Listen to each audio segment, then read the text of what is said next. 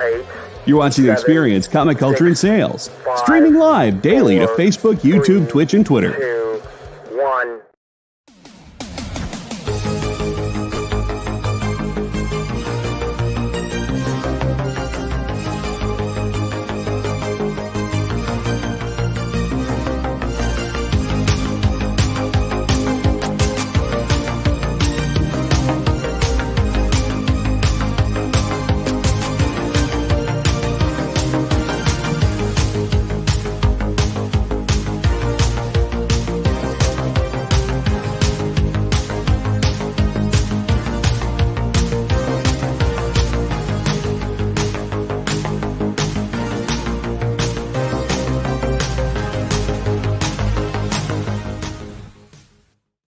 Hey everyone, welcome to the Geek Chat. I am Beardy Rich. And I'm Desmond, aka Black Beardy or Baby Beardy. Baby Beardy. Hey everyone, thank you for joining us. You are watching us on The Experience. Go to YouTube, Facebook, Instagram, TikTok, Twitch, social media. We're there. Like us, follow us, tell your friends about us. If you like us, you should love us. Head to Facebook, the Geek Chat. Give it a like, give it a follow. And as always, head to comicshoppingexperience.com, sign up for the mailing list, and find out when all the shows are on The Experience. Every day, there's something live. So, speaking of live, what's up with you? What's up with me? Well, not a whole bunch. Just been reading comics, just been watching some cool stuff on television and in the movies. I think this will be we have a lot to talk about in our first section, which is our movies and TVs, because there has been a ton of stuff coming out right now, and I am super excited for it. Yup. Oh my God, am I super excited for it. Well, let's get into it. Alrighty, so first things first. Oh, yep.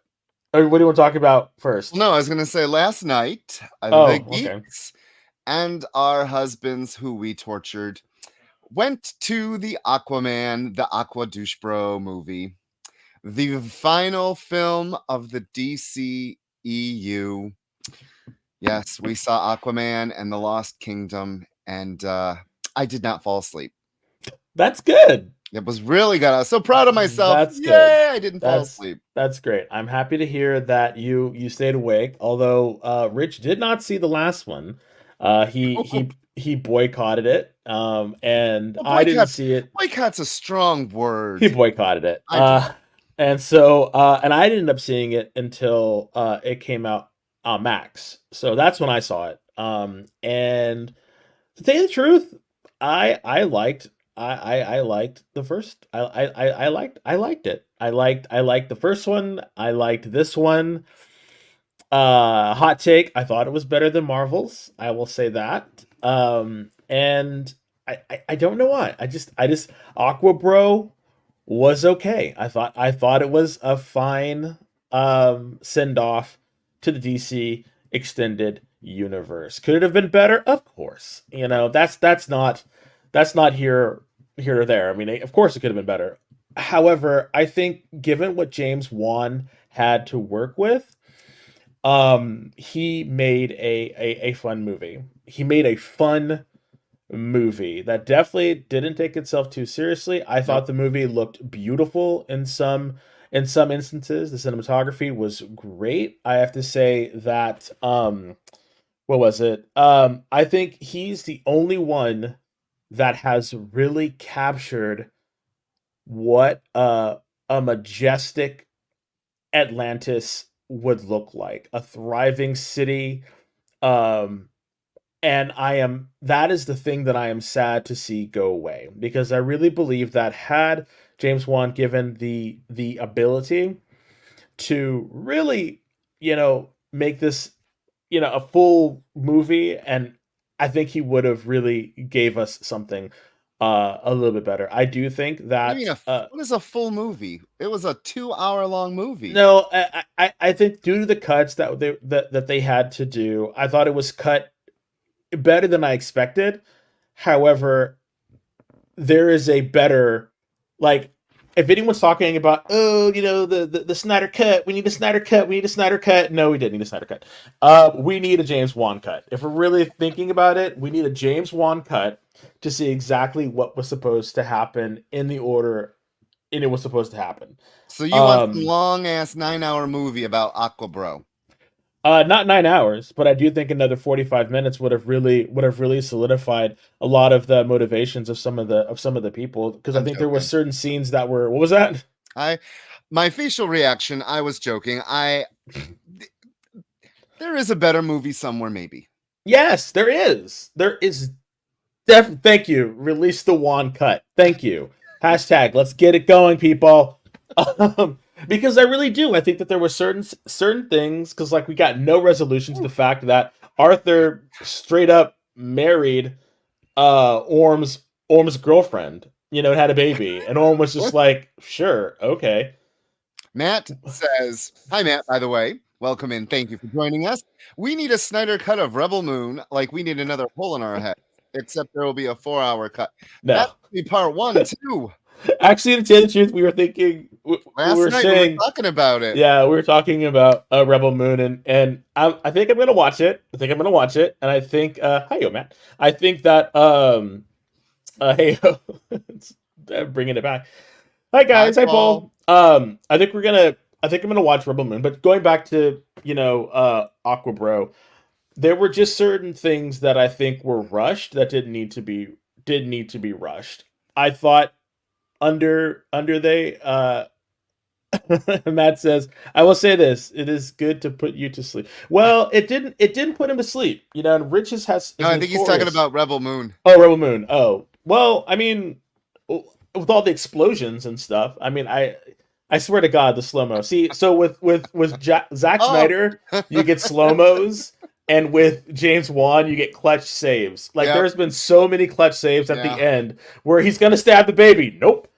Like, he's going to do a killing blow. Nope. And you're just kind of like, okay. So while I think it was better than the Marvels, and I give it a solid C+, which is like a half a grade higher than what I gave Marvels. Marvels was a solid C.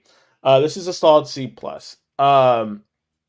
It's bad, trust me, Aquaman is Dr. Zhivago by comparison. Well, there you go.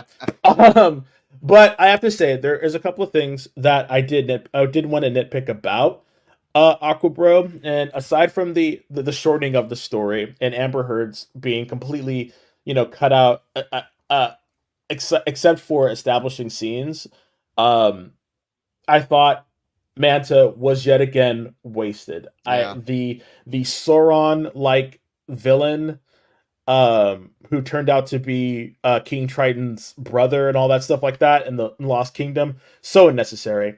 That whole character should have been gone. It should have been a black Triton that would have given Manta the power to oppose Atlantis using Necris or whatever they wanted. The whole thing about having him be possessed and talking to the evil king and blah blah blah. No. It should have always been focused on Manta getting the revenge against Aquaman for letting his father die, because in the comics it was Manta who actually killed Aquaman's son. So I'm thinking, of course, you're not going to go that far deep, because there's not going to do that in a DC PG-13 movie. We're not going to have emphasize in that movie. It's not going to happen. But having him sit on the throne and become his own king in direct opposition to Arthur would have been a lot better. And I do think having what's his name? Oh my God, from the scientist guy. God, I'm blanking on his name. Oh, Jimmy Woo? Yeah, Jimmy Woo.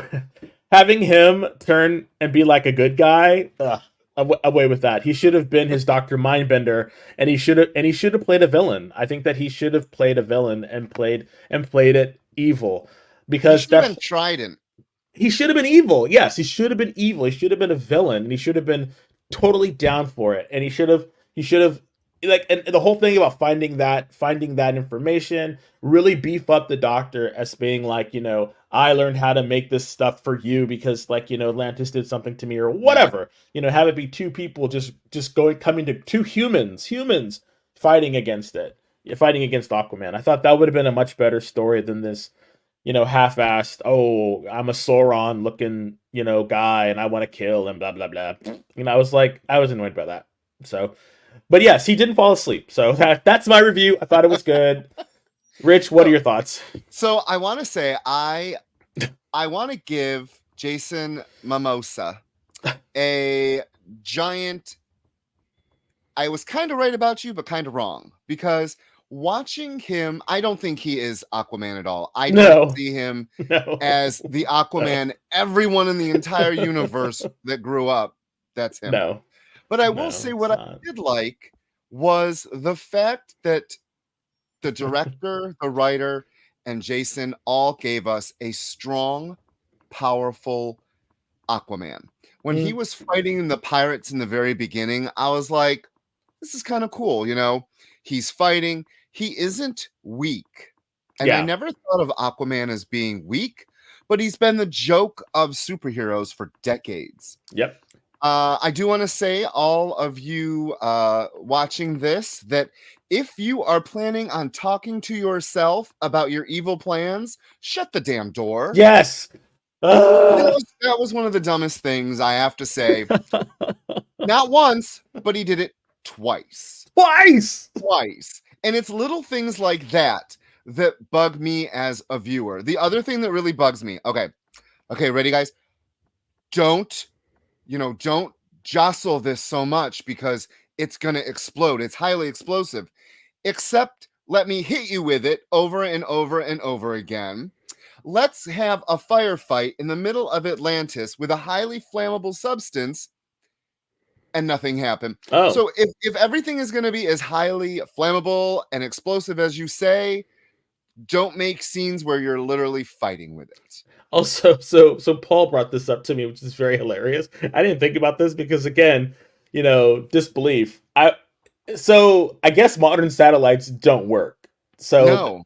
No, how the hell could they not see a giant island volcano spitting up corrosive stuff into the atmosphere to heat up the atmosphere? So one of them is the island hidden? One of them actually made a comment about that. I completely missed it if they did. But it really didn't make sense to the overall. And then you have a battle in the Arctic and nothing. It's in the Arctic. It's not in some kind of weird little out of the way. Dimension. It was ice caps falling. Yes, but you got to suspend your belief because we are watching a superhero film. Yeah. I will say the costumes, that was the henchmen for Manta. Oh, sad.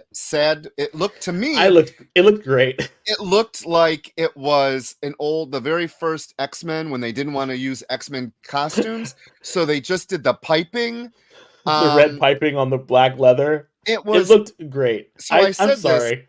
I said this to them last night. I said it was almost like James Wan went, I want to make a B movie using Warner Brothers money.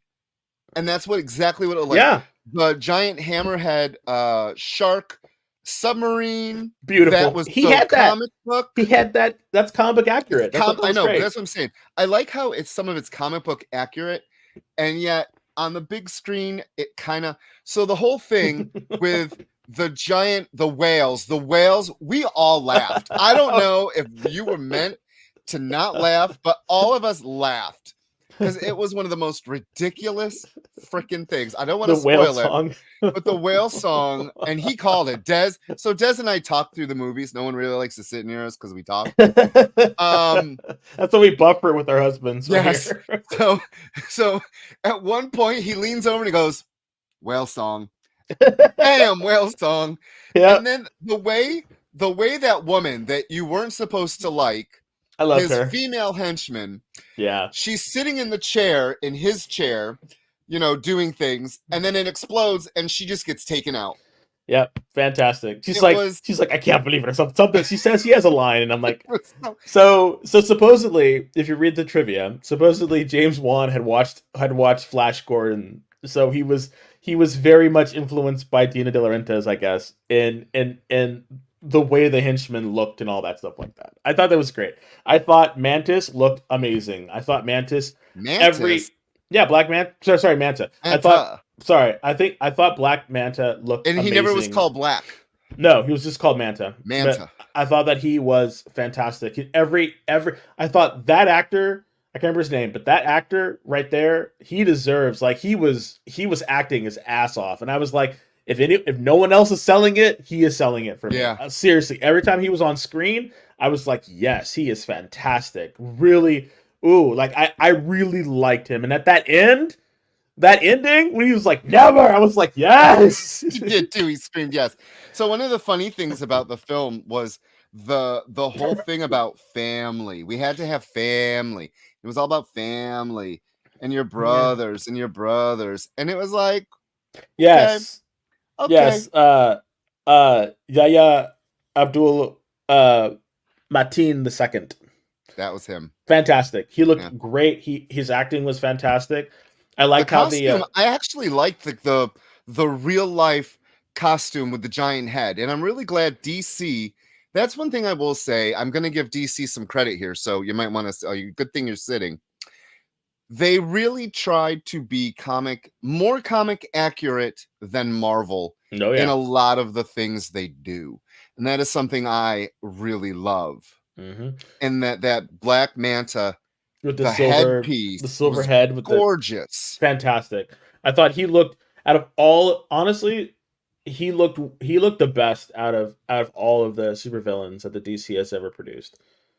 Yes, DC does embrace the corny, and I think that's a good thing, But I think Jason Momoa just embraces it a little too much. I really feel that Jason Momoa has a lot of charisma, and he has found a niche for himself, and he does not want to try to get out of that niche.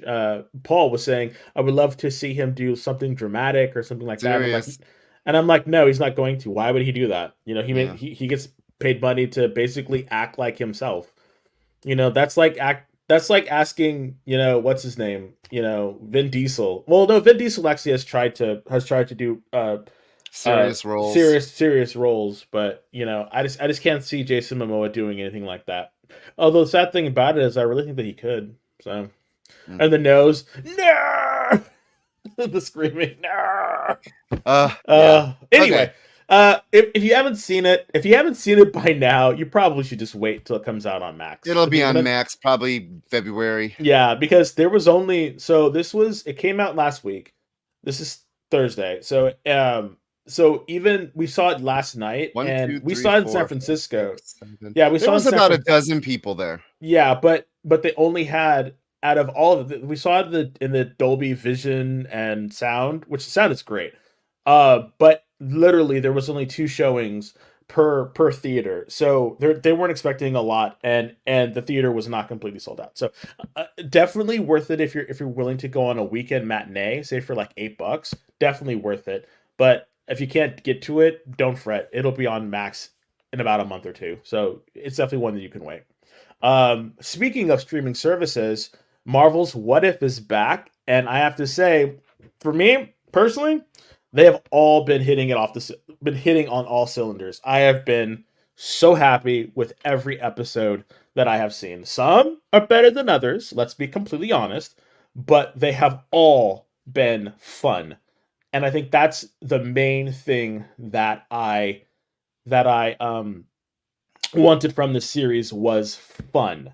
They don't take themselves too seriously because they're what if stories, so they don't matter in the main continuity. And I like that they're creating their own little stories that are culminating in something that's going to happen at the end, with the final New Year's episode. So, because there's been like 6 or 7 of them, we're only going to talk about the ones that we really, really stood out or really strange.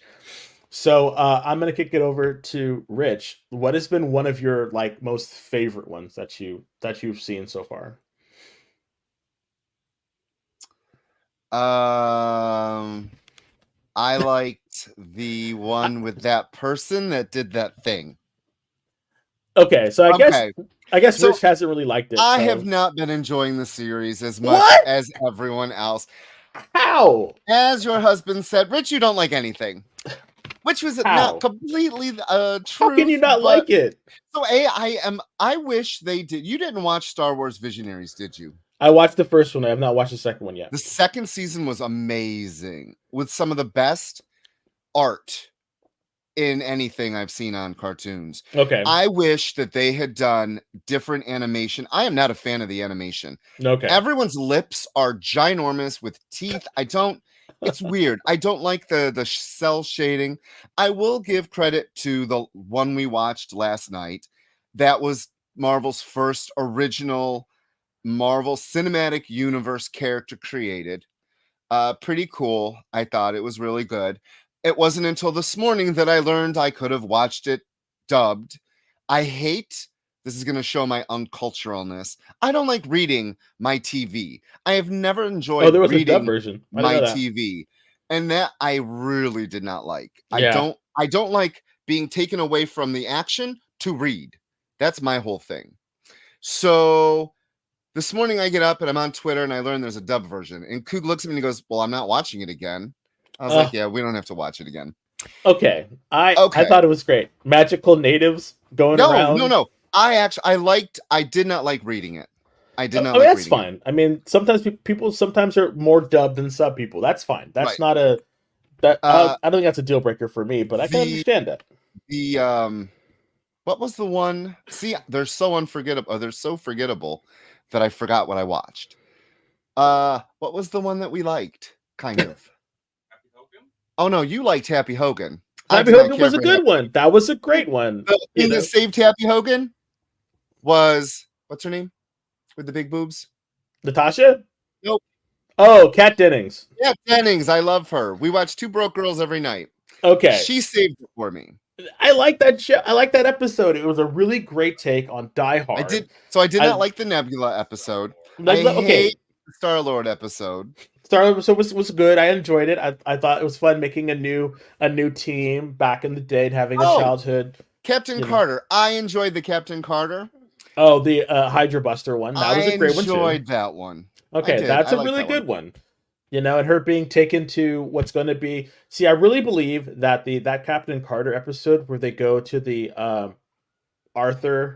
King Arthur. Yeah. I do think that's going to be a homage to George Perez because he's passed away recently, and he did that with, I think it was Kurt Busiek did the really long Knights of the Round Table with the Avengers and everything. So I think that's going to come to fruition, and I was really annoyed that they didn't follow up with that. And then there's been 2 episodes that have changed.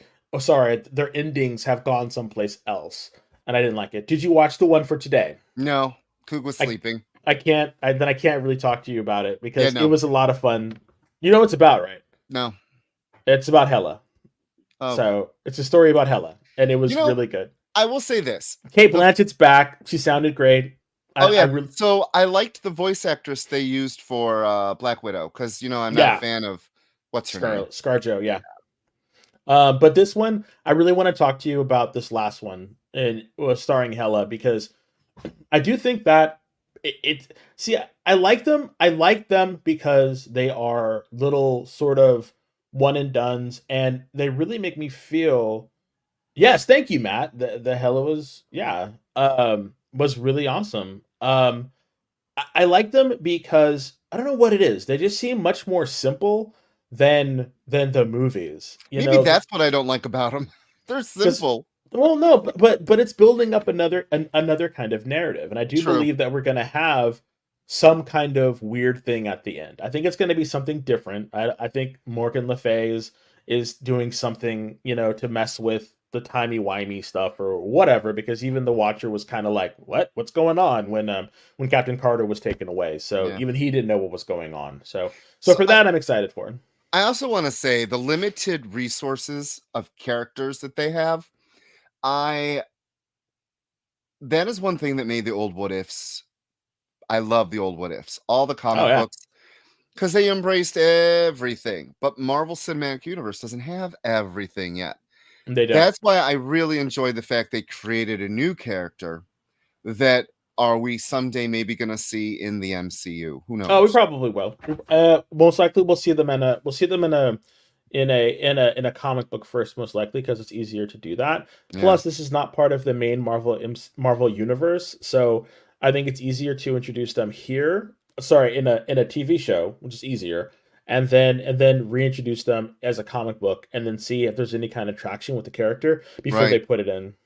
Oh, the experience says, I'm surprised that social media isn't filled with fanboys calling for her.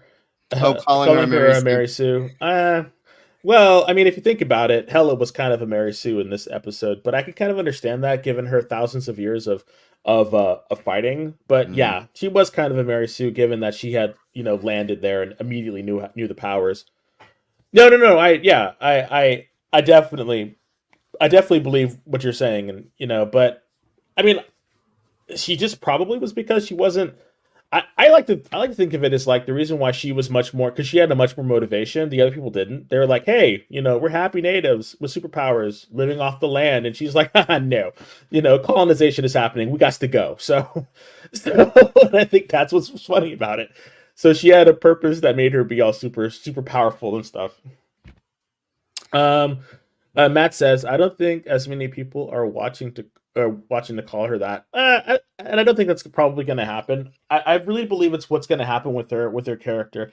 I thought when she went to the Queen of Spain and was talking to her about it, she was very clear about like, look, y'all can do whatever you want, just leave us alone and we'll leave you alone. It was very very pragmatic. But yeah, but the weird thing about it is because it takes place in a what if story, it's going to be much harder for them to move it into the main Marvel MCU unless this, the evil or sad Strange does something with that character by taking her away from her people. So well, now I gotta disagree with that. Really? Because the reason we have X-23 is because of the cartoon. They brought in, and it wasn't in any kind of continuity, but Laura went from comic book I thought she was first in NYX first, and then she went to the cartoon. No. And then she came out. No. Oh, okay. No, I don't believe so. Okay, Matt. See, I liked the Iron Man episode as well, but I think the reason why it was kind of like a mid for me was just because of I like Jeff Goldblum, but he's kind of like eh. And then what I liked about it was the montage of Tony working on his machines, because I'm a huge fan of seeing Tony be a builder. I'm super with him talking about stuff. I'm like, no, do it. Let's see it. So when he does stuff like that, it's like in Batman Returns, when you saw Michael Keaton working on the Batmobile. That was fantastic because you're like, look, he's not only a cool ass person, but he can like build this stuff. And the death race was fantastic when he had the car, and then he jumped out of the mech, and then his Iron Man suit turned into a car. And I like that when he went through the finish line, and then he turned back into the machine. Fantastic. The animation was great. So I just want to say, if you want a really cool, they're gonna hot. They're bringing out that a six scale of that armor, and that's cool. All right, thank you so much for that, Matt. That's awesome. That's cool. So a good death race was also, after we watched it, I looked at Coog and I said, Star Wars Rebels, no, The Bad Batch. The Bad Batch had a really cool death race with a kind of tunnel, with the same kind of things as well. So for me, it was like, I already watched it. It was done better in Bad Batch. Fantastic. So on that note, we have one more thing to talk about in our TV and movies, but it's time for a commercial. So we'll be right back right after this. Did you know that every experience show, including some exclusive content, streams on Twitch? Check it out. Twitch.tv/the_EXP. Or just scan that QR code.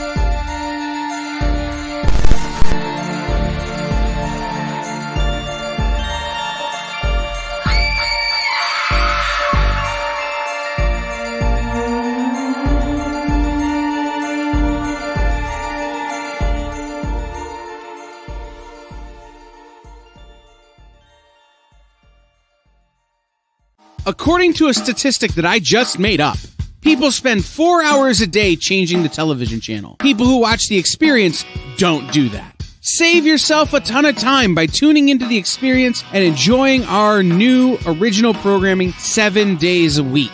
And then tell your friends. Think about the money they could save on batteries in the remote alone just by tuning into The Experience. Find out more by scanning the QR code below.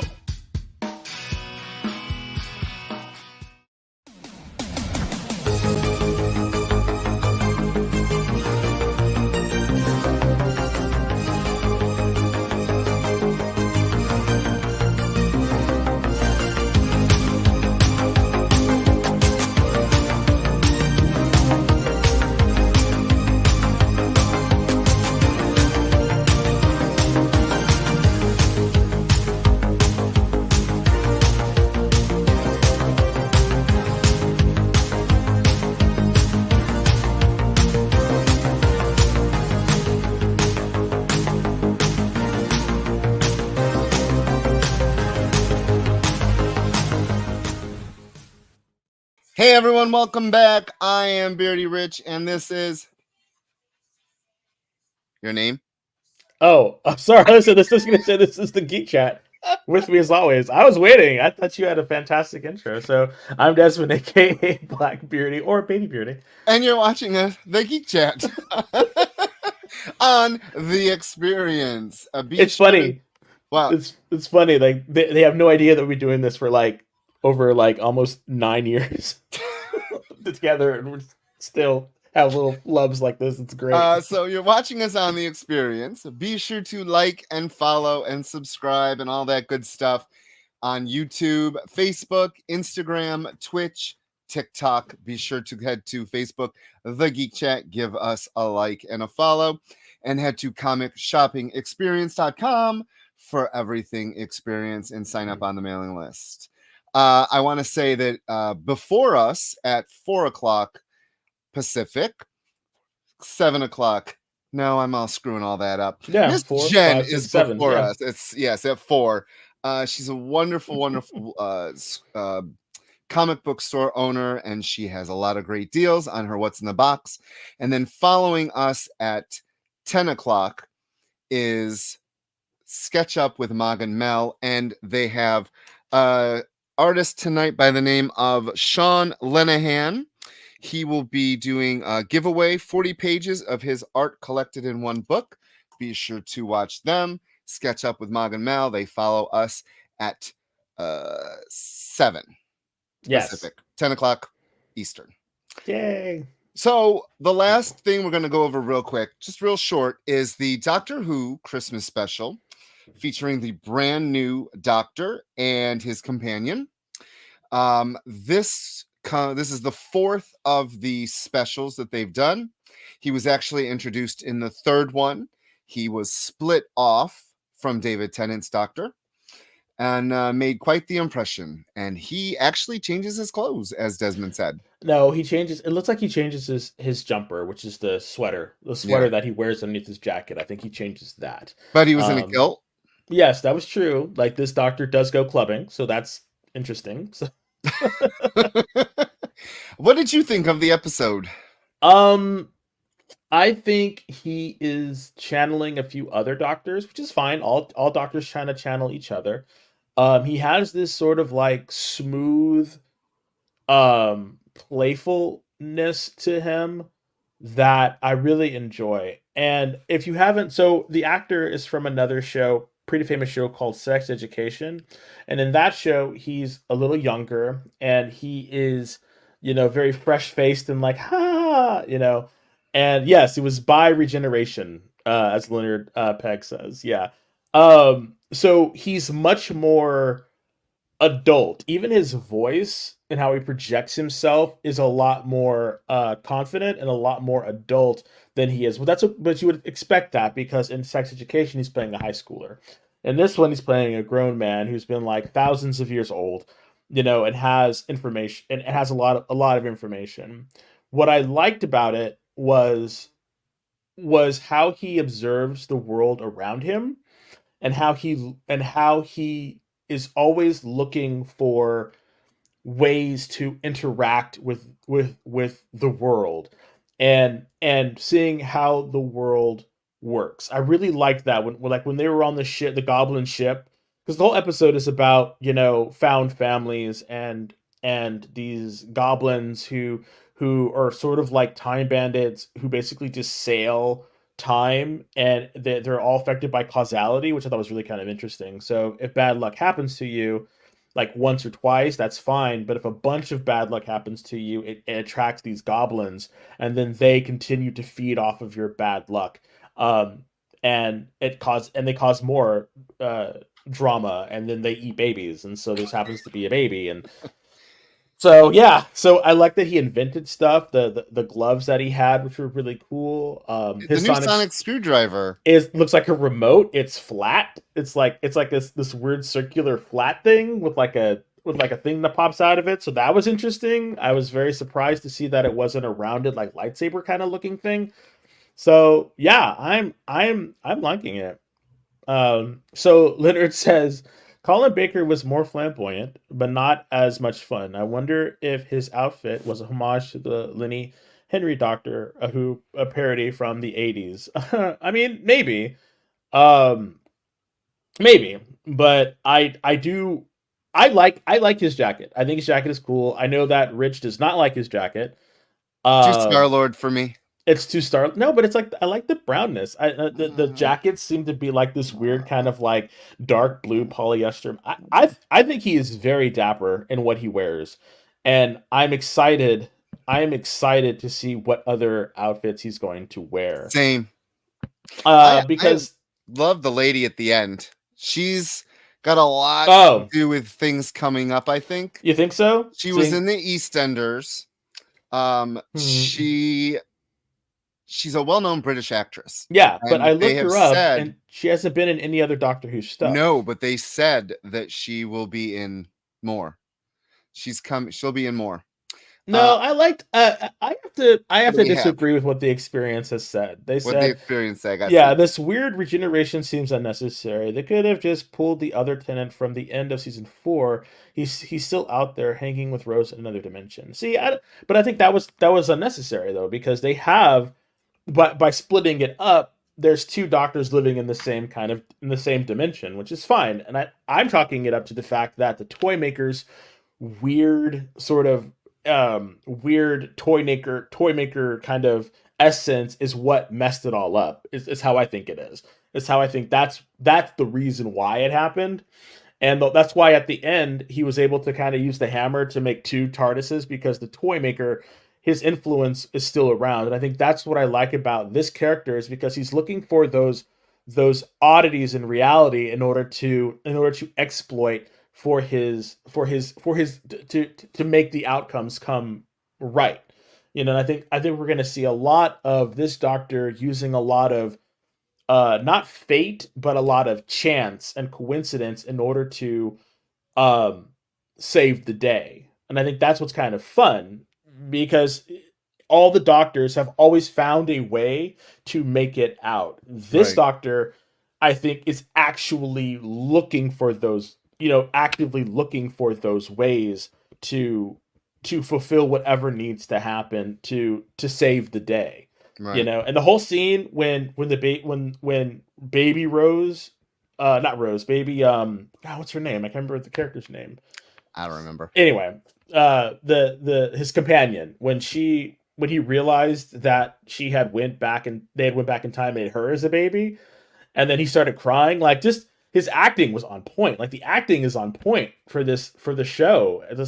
I was very excited with what I saw, and it made me more excited for Doctor Who going forward. It's sad that we have to wait until spring, but what we got, I think, is great. And I do think that they're going to come back and they're going to come back and they're going to revisit by generation and see what's going on, because who knows, that might have happened to someone else.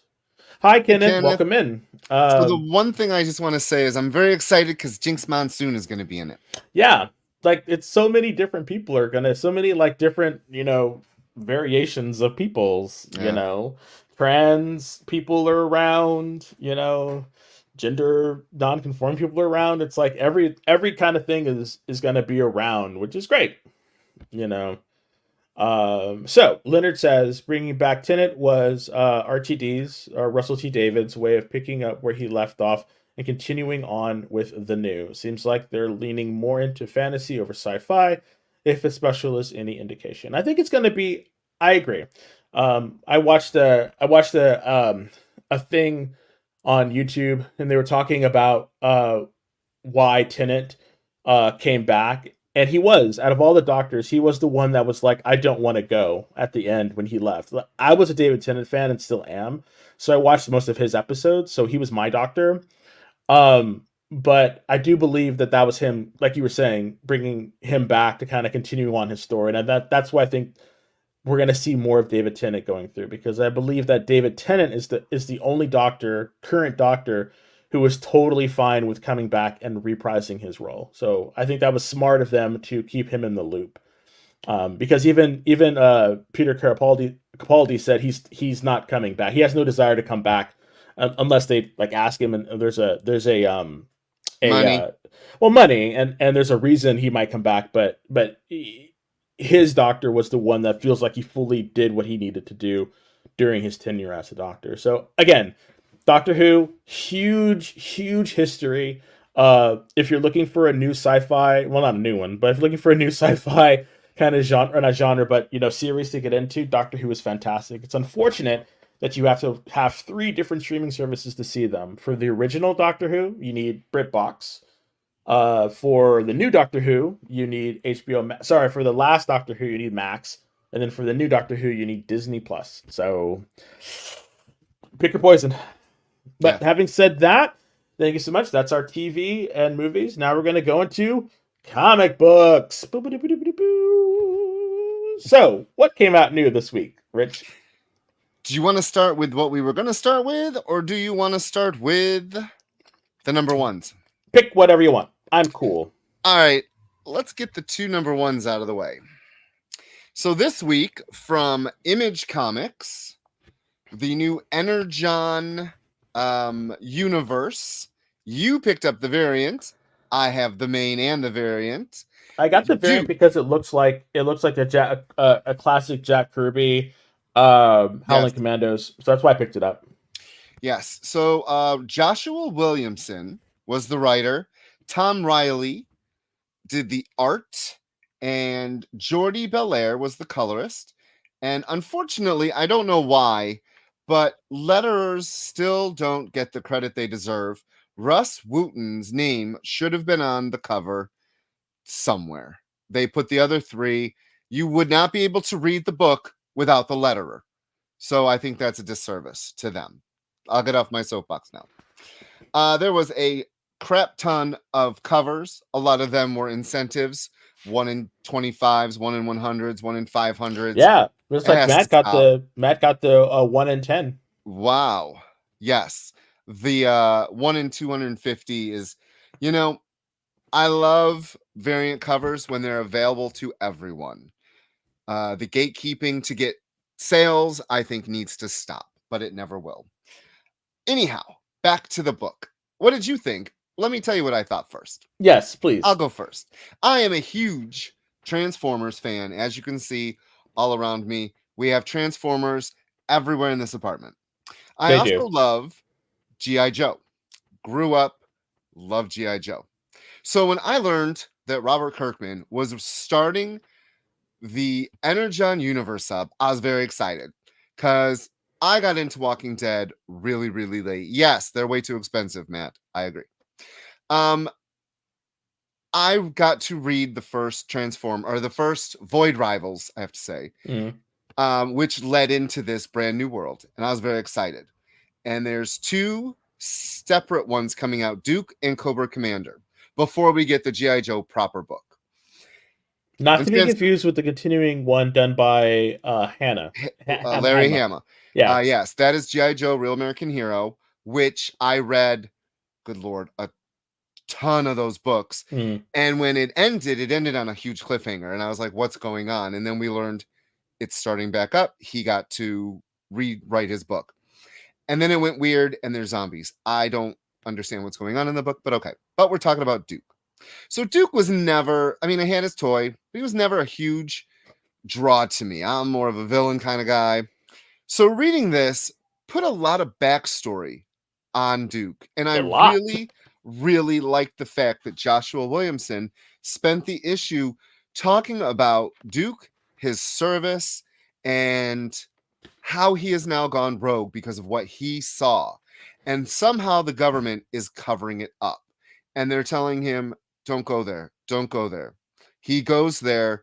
And we talk about spoilers on this show. So I just want to say, when Duke finds, he goes into Mars Industries. Oh my God. I freaked out when I saw that. So did I. I was like, wait a minute. And you know, everyone who knows G.I. Joe, Mars Industries, Destro straight up. And when he saw, I mean, I was like, oh my God, the fangs, the hiss tanks, there are bats. I was like, oh, and my little heart from way back when just was like, oh my God, this is awesome. Yeah, the beginning of Cobra. The beginning of Cobra. And now we have Cobra Commander coming out in a few short weeks. So the art is very, I'm going to say, the old war comics of the 60s and 70s. I'll get to that in a minute. Yes, Mercer. Love Mercer. So the security officer in Mars becomes a Joe later on, and it's Mercer of, I want to say, what is his name? Sergeant Slaughter. Was it that the one, Matt? Am I right about that? The art is very reminiscent of old war comics. Yes. So I thought the art fit it completely. It was great. I think the artwork was fantastic. And the fact that I have one of our customers is a huge Transformers fan. He's bought every Transformers, loves the cartoons, the movies, we talk about. But he asked me how much is the Transformers going to be in this Duke book? And I couldn't answer that because I only got to read the first 4 pages. But I'm glad to see the image from the Transformers book. You're not reading the Transformers, are you, Des? Oh, I am. Oh, you are. That's why I was like, it really is a shared universe. Yeah, the image when Starscream attacked the plane. Oh, yeah. We see the reverse in this book. That that's what I thought was really cool about this, because I didn't know at what time this took place. Is G.I. Joe already established? But no, this is literally, out of these 3 books, building the whole universe. The whole continuity is being built right now. And I didn't realize that until I saw Duke, and I was like, oh, damn, like they really are having this. Because I thought, oh, they're going to show up every now and again. They're going to go off on their own thing. No, it's all connected. It's out there. Yes. And I want to say the last page, who is going to go track down? Stalker and Rock and Roll. And Rock and Roll was my very first toy.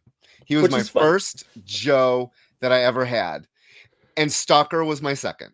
Well, which is funny because like I was surprised. I was surprised that it wasn't Snake Eyes, but then I think I'm glad that they didn't say Snake Eyes, because Snake Eyes would have been the obvious choice. So that's why I'm thinking I'm glad that they didn't put Snake Eyes. Yeah, and, great issue. I was like, I say yes. This was one of the best things I read this week. Yeah, I have to agree with that, because again, I'm not gonna lie. I was a G.I. Joe's cartoon fan, but I never got into the comics. I just never did. So when I saw this, I was like, okay, it's coming out of Transformers. I'm really loving what Transformers is doing right now. Let's see how they're going to build upon this. And having it be this sort of like Cold War or Secret War kind of thing makes total sense, that you'd have, this alien threat. Then that's why the scene with all of like the truthers out there, and them all being slaughtered, like it. And when Duke was like this, and they're like, he's got a gun. I was like, oh damn, they are serious. When that panel, he has his hands up and they start shooting at him. Right. Yeah, and I was like, they are serious. So I don't know. It seems like it seems like an adult version of it, but it's not so adult that it's not fun. Like I believe that, given time, if this really works out well, you might start seeing cartoons about this universe, I would love that. or a we got to movie about this establish it a universe. little more. Oh, But that's what yeah. I mean. I mean, this is all groundwork for all of that. Yeah. Right And there. Matt, I just want to say that is on my stack to read tomorrow. Today's reading was stuff for today's show. Friday reading is my fun stuff. Okay. I just want to say, anyone watching this, if you are a fan of the old G.I. Joe or Transformers, go pick up. You got to pick up Void Rivals. You got to pick up Transformers, and now Duke. You gotta. And then Cobra Commander. And yes, the plan, that was the master.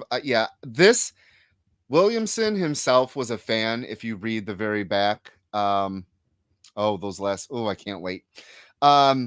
He was a fan, and I think that is what the books need. The books need someone. I hate when new writers come on a book and they're like, I've never read this. I don't need to read this. I'm going to do it my way. Much like how they write Marvel movies.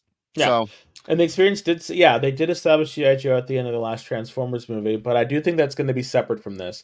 I think if anything, you're going to see this as a in like a cartoon form or something, because I think it'd be easier to do that on like a streaming service. I don't know. I'll tell you why. Hasbro is working very closely with Robert Kirkman. Yeah. So if Hasbro owns not owns their studio, but had the Hasbro studio that did that, I think that we might be seeing, because in that movie, they're also setting up G.I. Joe. It isn't a fully formed team that I believe.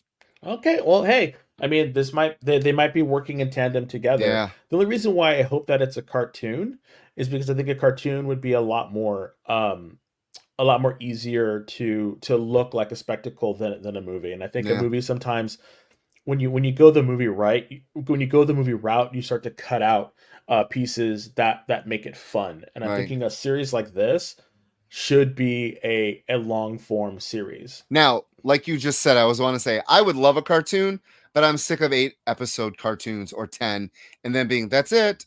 That's why we're boycotting. We are boycotting Invincible, because I think it's ridiculous. It took 2 years to make 8 episodes and they only showed 4.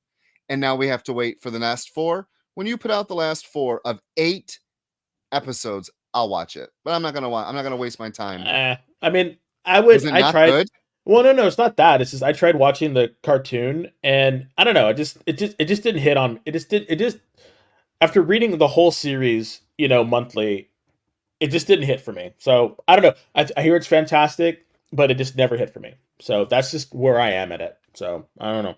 But I know your mileage may vary, and I really like, and I'd love to say people go out there, experience this new stuff. So we only got a couple minutes for our next commercial, and I wanted to talk about Timeless #1. I got the variant Peach Momoko with the Scarlet Witch and Vision cover. Although I think the other cover that you just put up is a little bit better. I'm a fan of Scarlet Witch. I'm a fan of Peach Momoko, but I think that the main cover was a little bit better. I got the weird Doom that has nothing to do with the book. I don't know. Just weird. Why don't we go to break and then discuss this when we come back? Yeah, and that way we can talk about that means he has problems with it. At once. At once. This book? Yeah. Okay. So we'll head to commercial and we'll see you when we get back. Stay tuned. Join the party. Head over to our link tree to find all the links for everywhere the experience is all the time.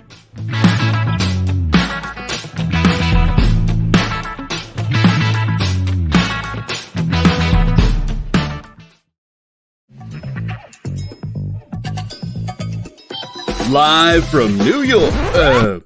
What? Oh, sorry. Live from Cleveland? It's Friday night? It's Friday Night Live! With Nancy McCann. And Ricky.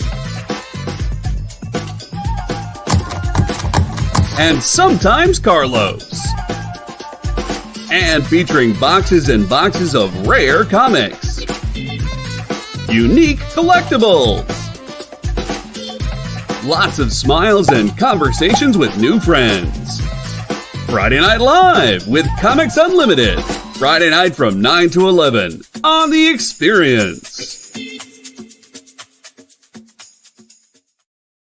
Symphonic verses, Nocturne's romance. A song of romanticized darkness, dreaming death by sleep.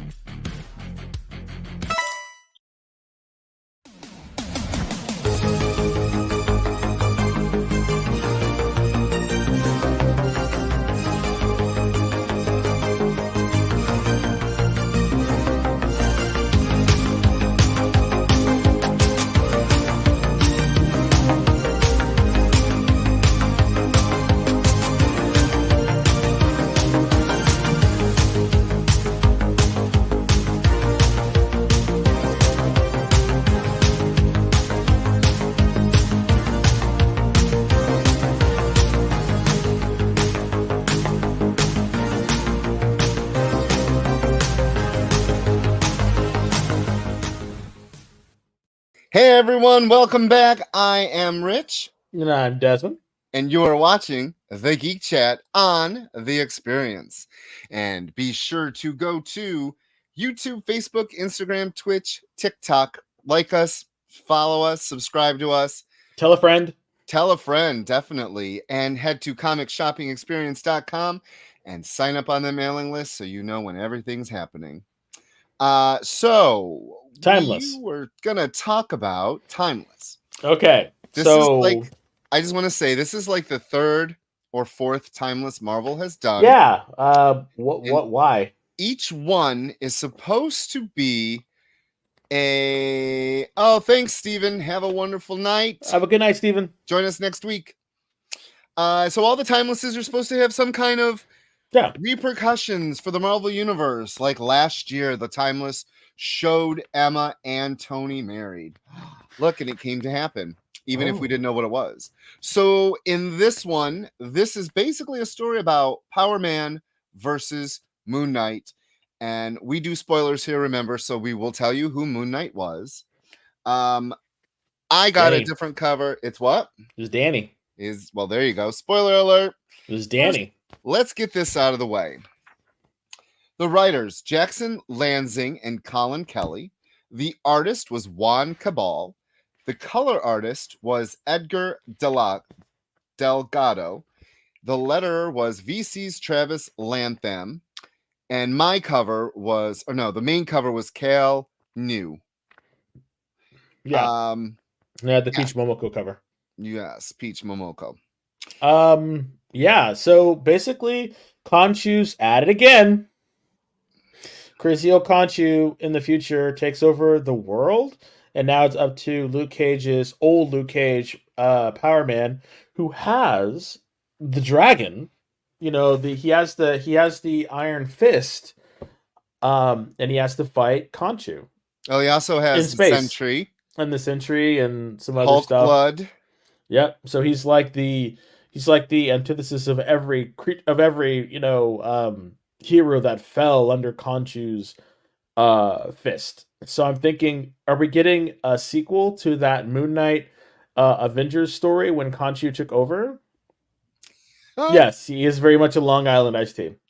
Oh my God. One of my very first drinks was a Long Island iced tea, and the guy kept pouring stuff. I didn't know what it was. He just kept pouring stuff, and I was like, what am I drinking? It's gross. I mean, you'll drink it. It's you're gonna drink more too. But Yeah. yeah. My mom loves them. Really Loves them. I really enjoyed the art in The art was fantastic. Oh my god, the art was some of the best I've seen this week. It was great. Sorry, I was like, I really was like, wow, this was really good. The story, because it's too long.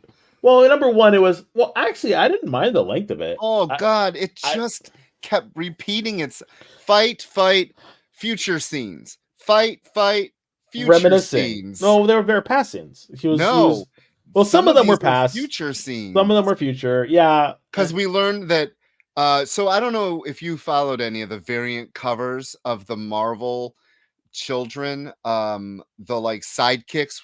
When Spider-Boy came out, they did a range of variant covers based on sidekicks, and some of these weren't going to happen. One of them is going to end up in Peach Momoko's Ultimate X-Men.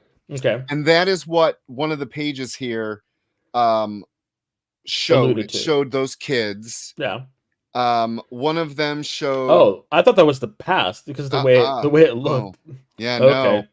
No. One of them was happening in Black Panther. Yeah. With M. M is fighting Black Panther. I don't know why.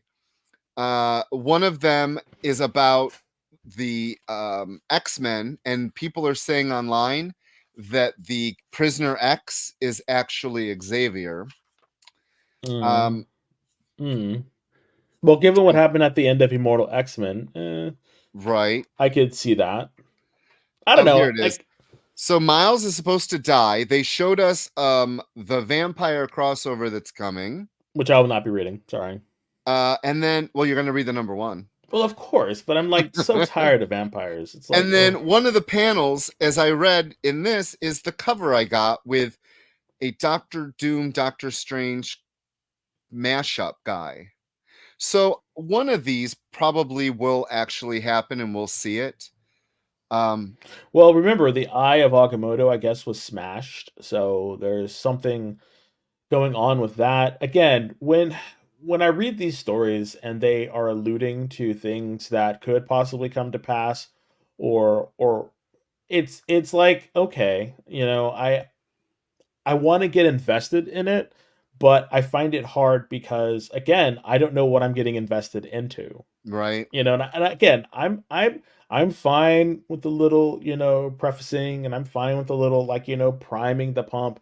But sometimes you got to make it seem a little bit like, give us a little bit more. Like, is this the end of the story, or is this what's happening now? Are we gonna see this story play out in some way? Because I honestly think seeing this story play out would be a lot better than just getting it now. Because I liked the way it looked.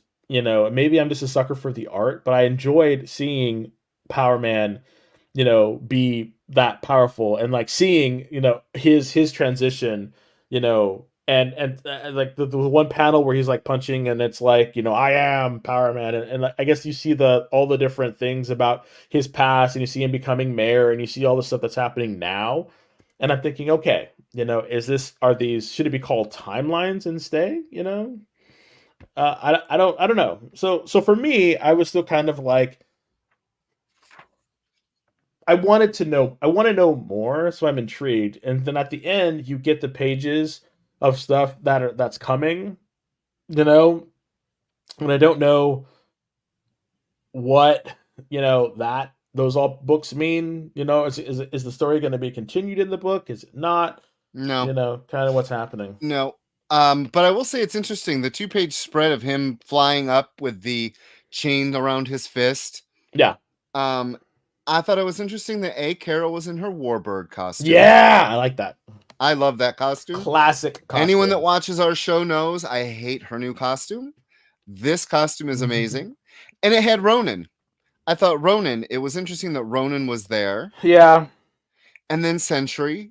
The artwork was fantastic. Like, I really hope that he does more books. Oh, yeah.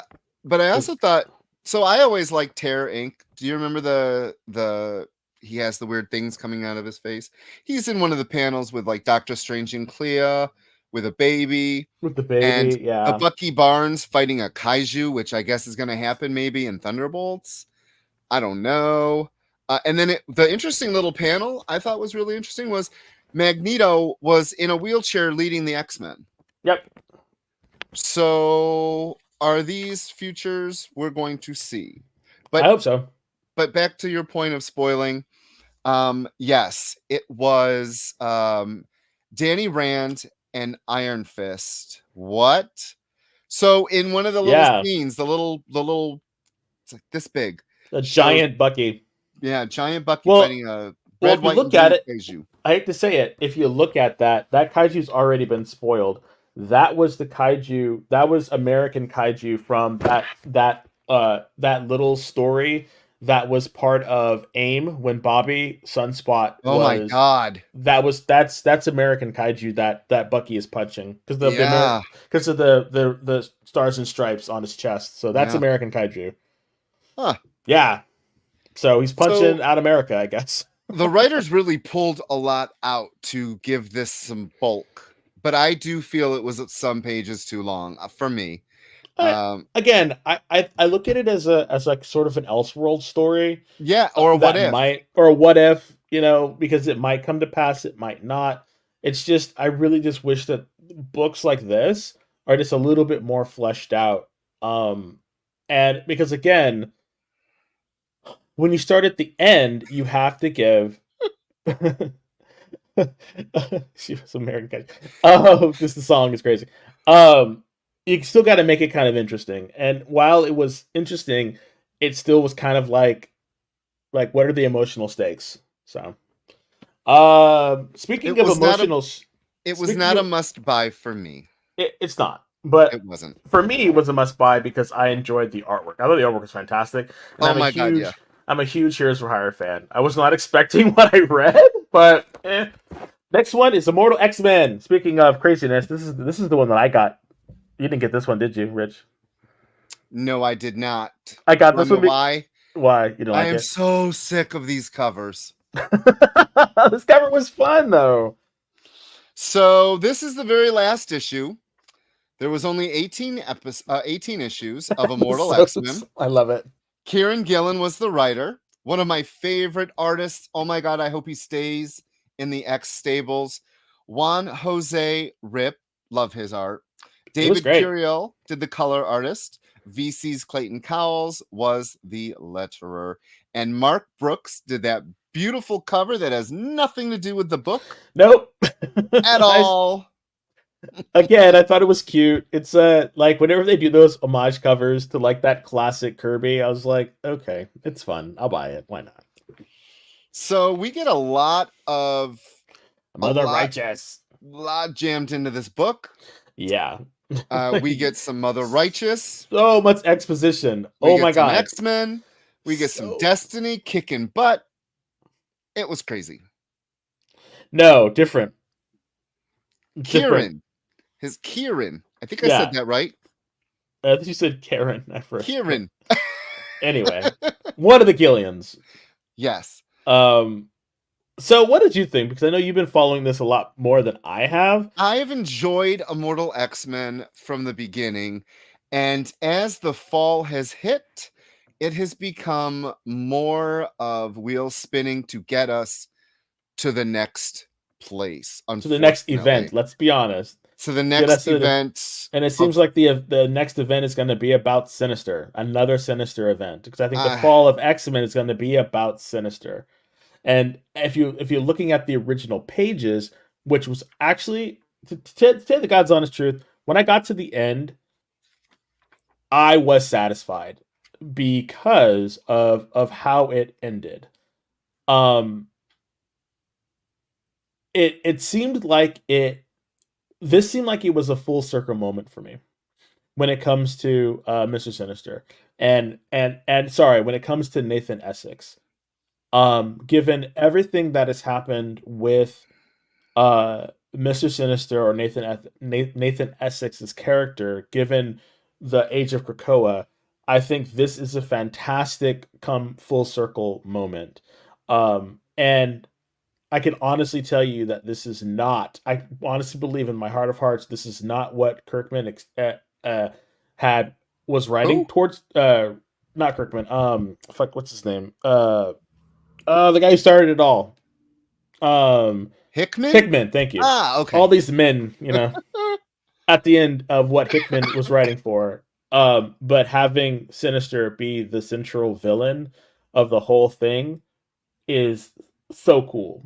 Do you remember when Gillen wrote the Sinister arc back when I was on Castro? He wrote an arc or a couple arcs about Sinister. Yeah. So he's also been invested. Oh yeah. So that's why I think it's kind of interesting. So a quick rundown is Mother Righteous is in the White Room. She has captured Jean. So if you read the Jean Grey miniseries, you see that she was reliving her lives, and then In the White Hot Room. In the White Hot Room. So that's where they're transported to. I have no idea how they got there. I think when Jean died, she brought them all into the White Hot Room. Mother Righteous is there, and she's using this because of the Dominion, which was introduced in Sins of Sinister. And so there's this sort of sinister that is outside of time and space that's able to manipulate the timeline as sort of like how Maureen McTaggart was able to. And all the Sinisters, the four Sinisters, the four suited Sinisters, were trying to erase to become the Dominion. And it all comes to a head with this one when Mother Righteous finds out that they were never going to make it. They were just basically gathering intel for King Sinister, who is Nathan Essex himself. So I just want to say something. I was like, wow, I was not expecting that at all, that there would be a King Sinister. So it actually is bigger than that. Really? Yes. Okay. Al Ewing wrote the last season, Jesus, I did it again. Series of The Defenders. Yes. And in it, they talk of the Enigma. Yes. And to make the Enigma, the four Sinisters had to become the Dominators. I thought it was the Divinity. Yeah, whatever it is. The four needed to become that. And a lot of people think that this is going to tie into that. Because in the little page, he calls himself Enigma, which is exactly what over in the Defenders book. Oh, I didn't get that connection. And it was the crown. Yeah. So I don't know what's coming up. Al Ewing, I think, is still writing some X books.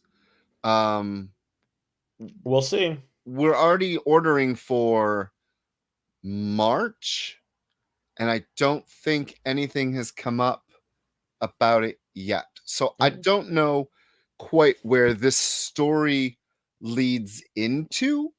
I honestly don't. As someone who does ordering of X books, nothing has come up with even a blurb about the next spot.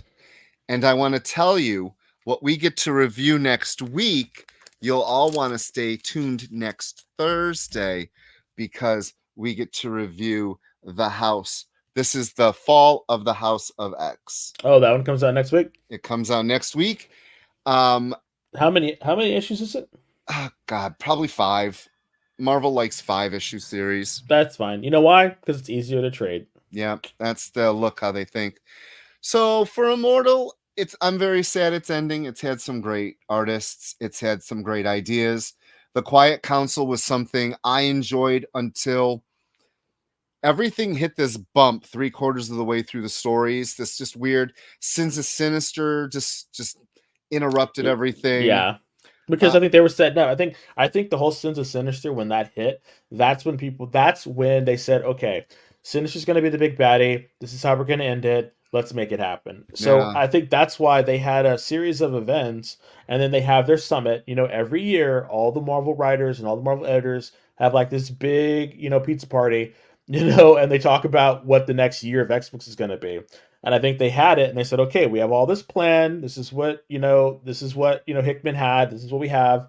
Now what are we going to do now? And people were probably Right. saying, now we have all these sinister things coming. Why don't we just make him the big bad and we start writing towards that, and then we can move into our next X-Men era.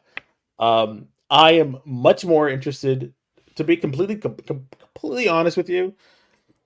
I'm much more invested in the new era than I am about how all the shit's going to come crumbling down. I'm sorry. I have to admit, I agree. It's ending. Yeah, it's ending, and I'm sad for it, but I'm so excited to see what's going to come for this. What's going to come from this. And I really hope, and I joke all the time about it. I joke, and Rich hates me for it.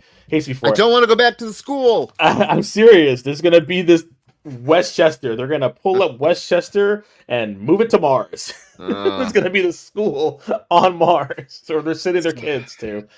Yeah, I'm going to read anything. If it's got an X in it, I'm going to read it. I've read the best and the worst of the X books. So I'm just curious as to where they're taking it. Doctor Doom's going to come back, mess it all up again. No.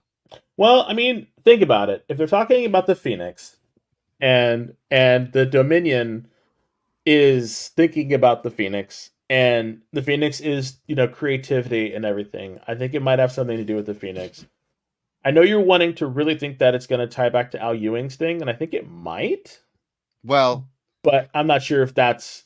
I don't know what any of that would have to do with the X book. That's exactly. why I'm so confused as to why. I don't know. We'll wait. We'll see. I think it's going to be Mr. Sinister, the King. Dan Essex is back. Yeah. So we have less than 20 minutes to get through 3 books. So I just want to ask you. Less than 20 minutes. Yeah. I want to know. Oh, let's do Gang War. Well, no, I know, but what book in your opinion out of the 3 should we talk about the most? So we were going to review.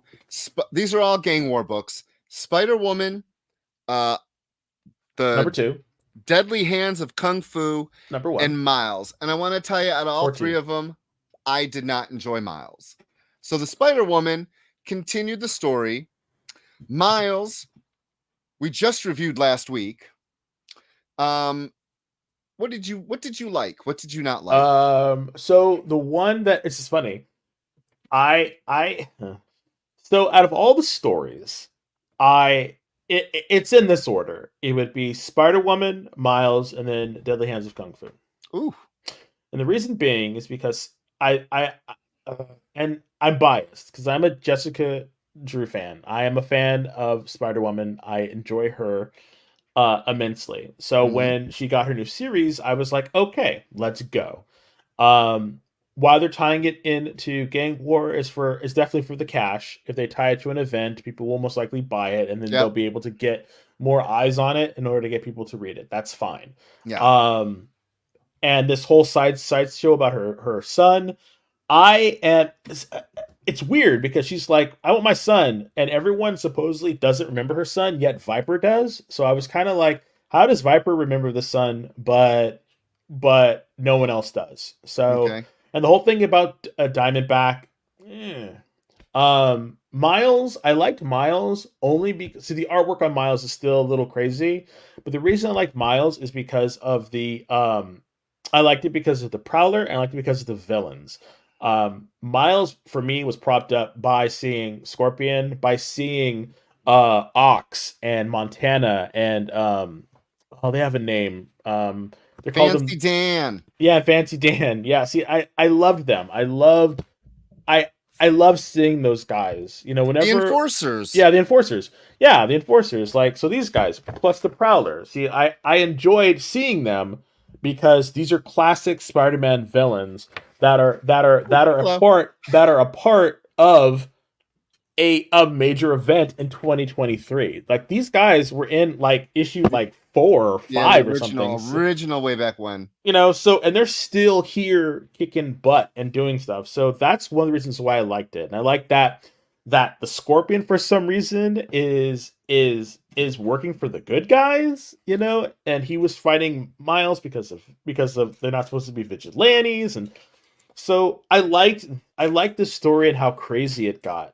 I did not like the art because while the story was good and it was crazy, the art just was too like chaotic for my eyes to follow what was going on. I literally had to stare at pages to see what was going on. Same complaint. Ugh. And then I just thought Deadly Hands of Kung Fu was just, I don't know, like, I don't know. Disappointing?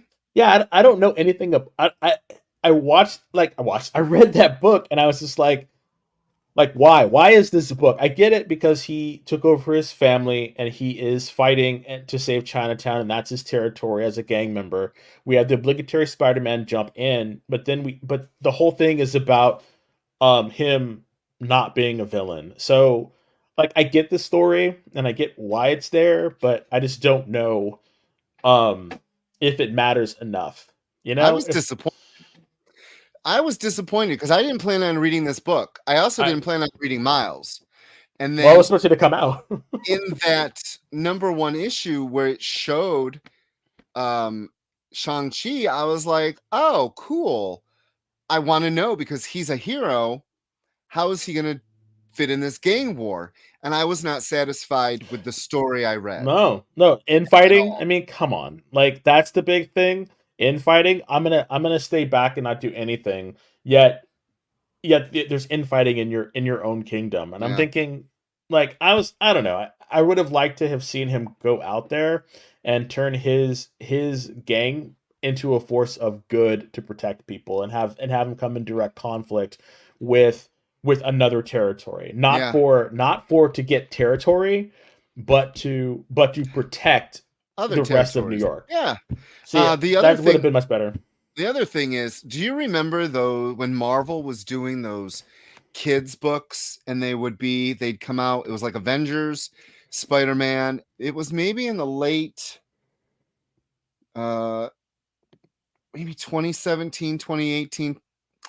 Anyhow, the art style was very cartoon. Oh, yes, I know exactly what you're talking about. The all ages stories that they were doing. Yeah. The art in this book reminded me of those all ages stories, so that took away from me. I know the art is strong. Art is subjective. We all know art is subjective. I like artists. Des doesn't like the artist sometimes. He likes it.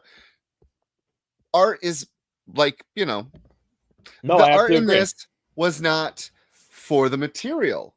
I needed something a little darker. I needed something. Everything is too clean. So I am big on backgrounds. I hate reading books and the artist. It's like color forms. You just put the figure in front of a blank page. A lot of this book had no backgrounds, or like if you look at this 2 pages, there are no backgrounds. Everything is a color. Yeah. So that takes away. While on the other side, the artist that does the Miles Morales book, he throws everything and the kitchen sink in one small panel, and the panels don't make sense to what the writer is trying to convey. Yeah, it's too kinetic. I had to read, there was like 3 pages. I was like, wait a minute, what's going on here? When Miles was fighting his uncle, some of the panels, like, something is shot. I still don't know what is shot in a panel. Maybe a dart, but it's really thick. I don't know. The layouts were very hard to read for me.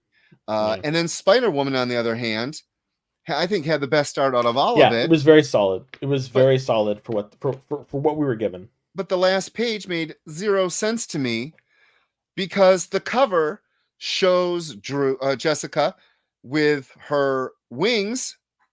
And then the very last page, she's falling from the sky. Hello, she has glider wings. It's that kind of inconsistency. Why the editor didn't be like, on the cover, she's shown with wings. And then on the last page where she's falling to her doom. No. Maybe she's a Silverhawk and she has to like go. Tally ho! for you 80s kids out there.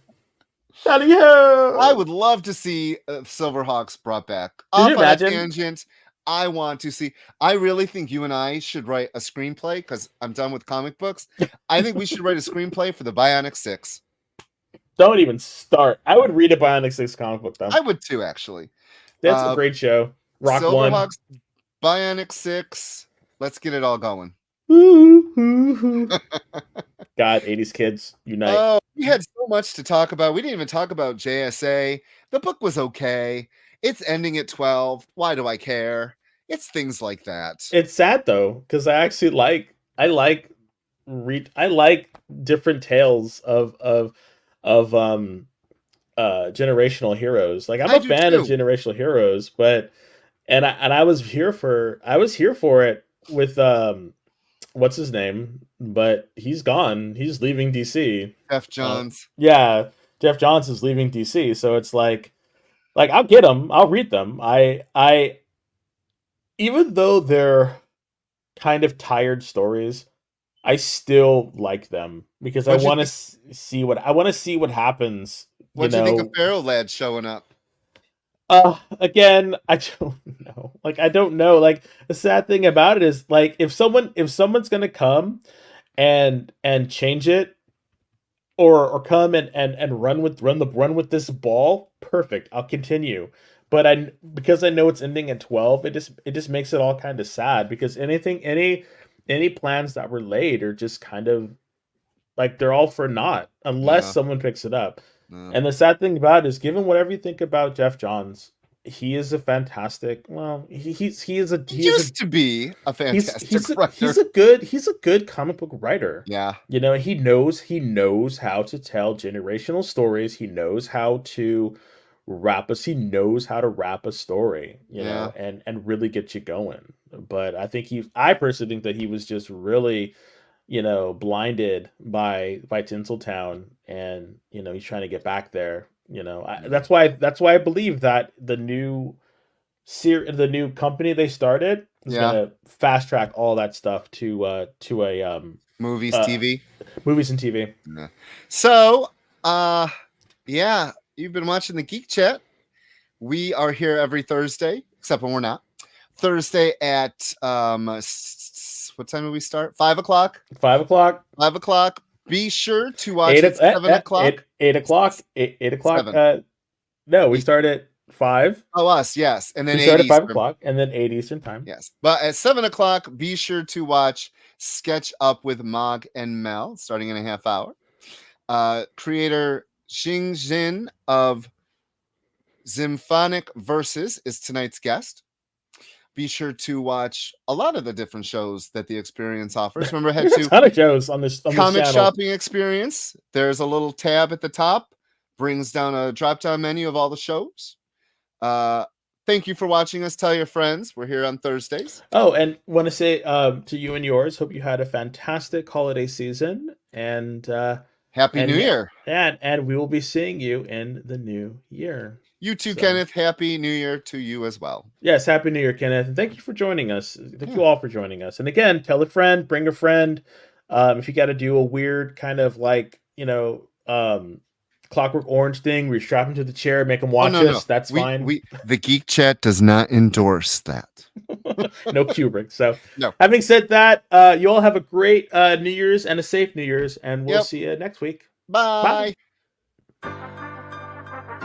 Do you remember what it was like when you were a little kid and you got a letter in the mail? Now imagine that letter was filled with information about your favorite shows, pop culture questions, links to things you're going to want to see later, and even sneak peeks at upcoming programming here on The Experience. That's what the EXP mailing list is. Every week, we send you sneak peeks, information, and all of the relevant links for all of the shows you want to see. Sign up now on our website or scan the QR code that's on your screen right now.